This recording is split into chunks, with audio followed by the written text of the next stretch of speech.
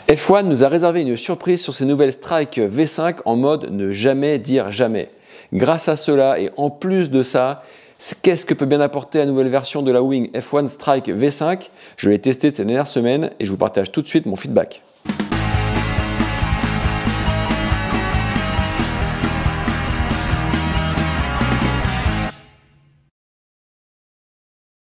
Salut les copains et les copines, aujourd'hui l'idée c'est de vous débriefer mes tests des nouvelles F1 Strike V5. Alors une fois n'est pas coutume, F1 arrive avec une Strike V5 arborant une évolution évidente au-delà du simple travail du designer sur le profil etc. qui est parfois plus difficile à apercevoir à l'œil nu. En effet, après avoir repoussé l'échéance depuis 2 ou 3 ans, mais avec déjà un pas franchi l'an dernier sur la Strike CWC, F1 propose cette année une version de sa wing phare avec une construction Alula. Comme quoi, je le disais, il ne faut jamais dire jamais. Bien entendu, ce n'est pas la seule innovation sur cette V5, donc on va essayer de voir ensemble ce que nous a concocté le team R&D montpelliérain et voir à quel point on peut ressentir l'évolution sur l'eau, parce que c'est quand même ce qui compte le plus. Donc, en premier lieu, qu'est-ce qui change cette année sur les F1 Strike? Alors la première chose, c'est qu'il y a donc 2 versions. Je vais y revenir plus tard, mais l'une fait usage du fameux tissu Alula plus rigide, plus léger, et l'autre utilise des matériaux plus habituels de chez F1. De manière commune pour ces 2 wings, F1 annonce un nouveau profil, mais il faut avouer que c'est difficile d'en juger comme ça à terre, à l'œil. On peut plus facilement constater une modification de la forme des oreilles, une latte centrale retravaillée dont le diamètre évolue un petit peu et qui s'ancre différemment dans le leading edge, mais aussi une nouvelle distribution dans l'assemblage des panneaux.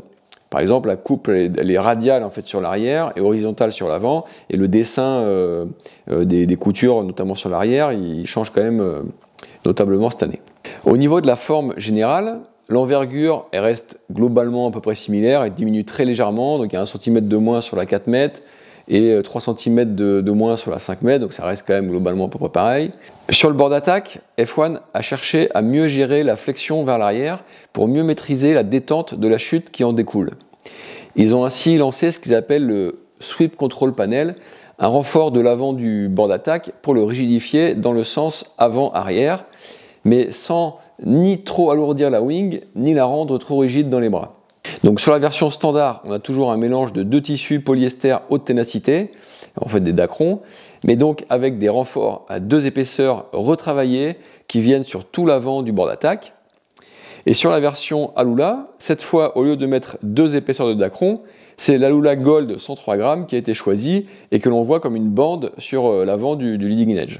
Par ailleurs, la latte centrale passe aussi en Alula et son diamètre est légèrement réduit parce que les propriétés de ce tissu permettent de réduire le diamètre pour toujours avoir la même rigidité, les mêmes propriétés mécaniques. Donc ces 2 changements contribuent à alléger subtilement cette version Alula de la Strike en comparaison de la version standard. Donc j'ai mesuré une différence de 100 grammes sur la 4 mètres entre la Strike Alula à 2,1 kg et la Strike V5 à 2,2 kg, donc à chaque fois nue.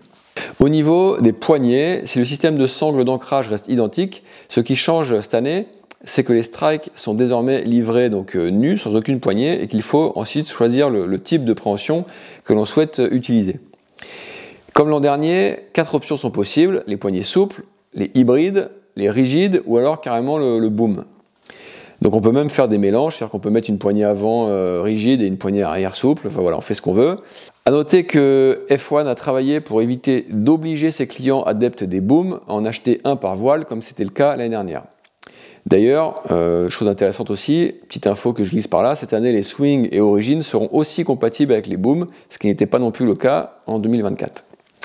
Donc pour autant, cet effort d'optimiser l'usage des booms, ça ne changera au final pas énorme pour beaucoup d'entre nous, car les surfaces majeures s'utiliseront avec un boom différent, parce que donc on a le boom de 90 cm qui s'utilise sur les wings entre 3 et 4 mètres inclus, et le 97 cm qui s'utilise des 4,5 jusqu'à 5,5 inclus.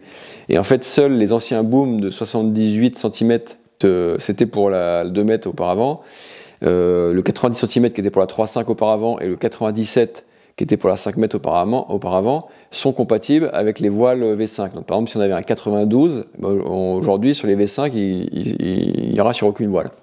Les surfaces proposées, donc, elles s'étendent de 2 mètres à 5,5 pour la Strike V5 et de 3 mètres à 5,5 tous les 0,5 pour la Strike Alula. En termes de prix, il faudra compter à partir de 999 € pour une Strike V5 et à partir de 1599 € pour la version Alula.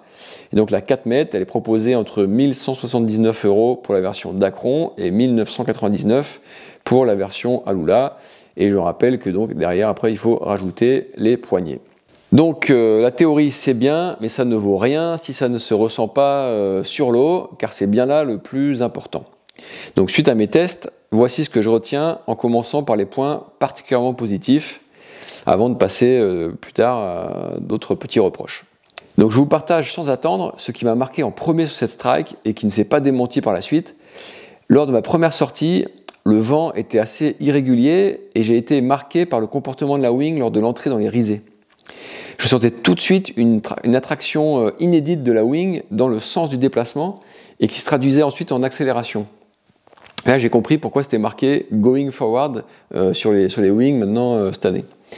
Donc ce feeling incroyable de déplacement tracté vers l'avant dans le vent irrégulier, c'est vraiment un feeling de fou. Cette sensation, elle est présente sur les deux modèles. Alors clairement, elle est renforcée sur la version Alula voilà, parce qu'avec cette dernière, en fait, la rigidité, la nervosité et la puissance sont dopées. Et de fait, la plage basse de la Strike V5 me semble progresser. Et encore une fois, en particulier avec la version Alula. Donc cette version elle propose une rigidité, une nervosité et une puissance efficace impressionnante. Le contrôle de la tension de chute est certainement pour quelque chose. Et en fait, les deux modèles aiment naviguer vite. Ce ne sont pas des bêtes de course incontrôlables ou dédiées à la seule performance entre 4 bouées pour autant. Ce sont des wings qui naviguent vite et remontent super bien au vent, mais sans qu'on ait besoin de forcer ou de se concentrer particulièrement. C'est juste leur nature. Et surtout, elles ne s'y limitent pas, et donc j'y reviendrai. D'ailleurs, durant mes naves, j'utilise de plus en plus l'appli WaterSpeed pour doubler mes sensations sur les tests avec des datas concrètes et faciles à utiliser. Donc je vous recommande aussi cette application qui est disponible sur iPhone et très bientôt, ça arrive en février, je crois, sur Android. Donc là, ce que je vous montre à l'écran, ce sont deux traces entre la Strike V5 4 mètres et la Strike V5 Alula 4 mètres. C'est le même jour, au même endroit, avec le même bonhomme, le même foil, mais juste à quelques minutes d'intervalle. Alors, difficile de certifier que le vent était exactement identique, mais on voit quand même assez bien une légère différence de cap ainsi que de vitesse à l'avantage de la wing Alula. Un autre progrès évident cette année concerne la stabilité dans les mains et le contrôle. Les mouvements parasites de la wing en ligne droite sont très faibles et la sensation de contrôle n'en est que meilleure. Moi perso, j'aime bien normalement les poignées rigides sur les wings. En fait, leur arrivée m'avait beaucoup plu, notamment parce qu'elles permettent de stabiliser la wing dans ce type de petits mouvements parasites. Et bien en fait, avec la Strike V5, même avec les poignées souples, le contrôle est top. Et je me disais pas en fait en naviguant que je serais mieux avec des poignées rigides. Et ça, c'est quand même je pense que c'est une évolution assez importante. Donc toutes ces qualités ne peuvent que favoriser les sauts où les deux strikes se comportent très bien. J'avoue que j'ai pas fait beaucoup de tricks de freestyle où je fais quand même moins mon domaine, mais j'ai pas vu de problème de maniabilité, au contraire.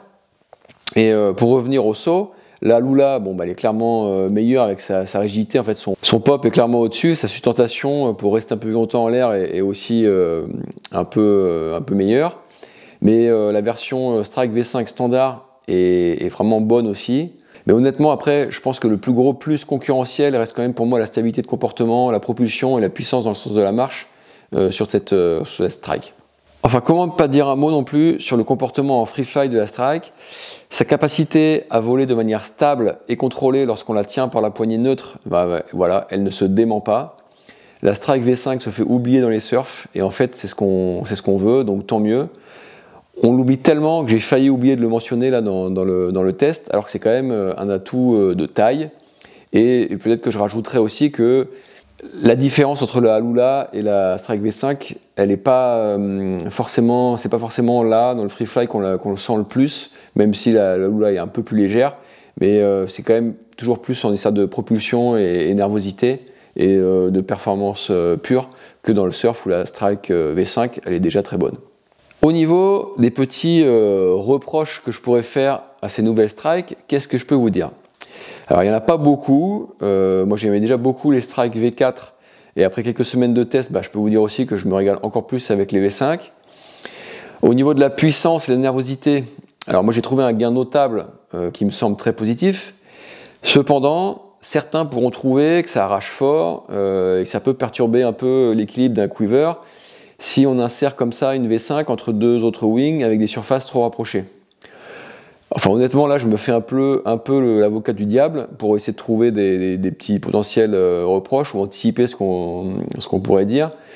Parce que bon, perso moi j'y vois que des avantages à ce gain de puissance et d'efficacité, et au pire on peut aussi prendre un demi-mètre carré de moins et ça comblera l'éventuel problème si tant est qu'il y en ait un. Et puis il y a aussi plusieurs possibilités de déplacer le curseur avec entre déjà la version Alula et puis la Strike V5 standard. Et puis on a aussi la Swing V5 qui va arriver et qui devrait normalement être légèrement moins vitaminée.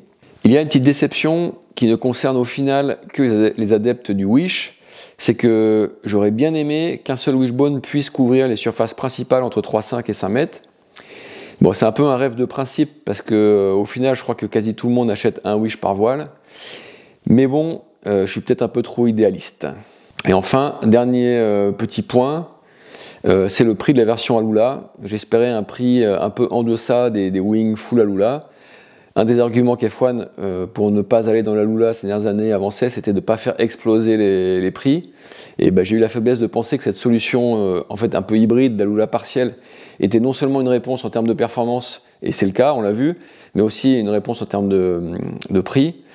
Voilà, peut-être que en fait finalement d'avoir les deux matériaux, ça complexifie peut-être aussi la fabrication du bord d'attaque, de mélanger les deux, j'en sais rien, mais voilà, le prix il reste quand même très haut de gamme. Pour dresser l'habituel bilan, j'ai envie de dire que F1 propose une fois encore avec cette V5 de la Strike un doux mélange de performance, de légèreté, de stabilité et de confort. La sortie de la F1 Strike, c'est toujours quelque chose chaque année, car même si tout le monde progresse, c'est toujours un moment de découverte du résultat d'une vraie R&D, et F1 c'est pas les plus bling bling en termes d'innovation matériaux, mais il n'y a pas à dire en termes de design pur, il y a un vrai savoir-faire. Et donc voilà, encore une fois cette année, la Strike elle apporte quelque chose d'assez unique qui n'existait pas avant, ou en tout cas pas autant dans cette mesure, et c'est cette capacité à tracter vers l'avant, à générer de la puissance dans la direction du déplacement et pas en latéral. Et cette nervosité dans la gestion des rafales, mais sans sacrifier le confort, ni bien sûr la stabilité en free fly qui participe aussi à la réputation de cette voile. Donc la stabilité et le contrôle, ils montent d'un cran encore cette année, comme la plage d'utilisation aussi, je pense. Donc si je peux me permettre, moi je valide cette Strike V5, ses sensations, ses performances dans le cadre de mon utilisation freeride perf, notamment basée sur de la remontée au vent et du free fly, avec quelques sauts au passage, quelques runs un peu plus rapides. Après moi je fais pas pour autant du racing. Et sur la Strike Alula, on est sur une version plus vitaminée, avec des curseurs performance et nervosité poussés un peu plus loin. L'utilisation partielle de l'Alula, telle que ça a été choisi sur cette Strike Alula, est très intéressante pour gagner en perf et en nervosité, sans compromettre le confort dans les bras d'une wing en Dacron. Moi cette wing, je l'ai d'autant plus appréciée, bien que, je l'ai dit, en fait, le seul regret sur cette version, c'est le prix. Après, on reste évidemment sur un produit très haut de gamme, et j'ai envie de dire qu'il ne faut surtout pas l'essayer sous peine de se sentir obligé de l'adopter. C'est quand même le risque. Maintenant, je t'invite à regarder l'une des vidéos qui s'affiche à l'écran. Je suis sûr que si celle-là t'a intéressé, les autres t'intéresseront aussi. Tu peux aussi me laisser un petit mot en commentaire, un like, ou t'abonner si ce n'est pas déjà fait en activant la cloche pour ne pas rater mes prochaines vidéos. Bonne semaine, bon ride, et à très vite sur la chaîne. Bye bye.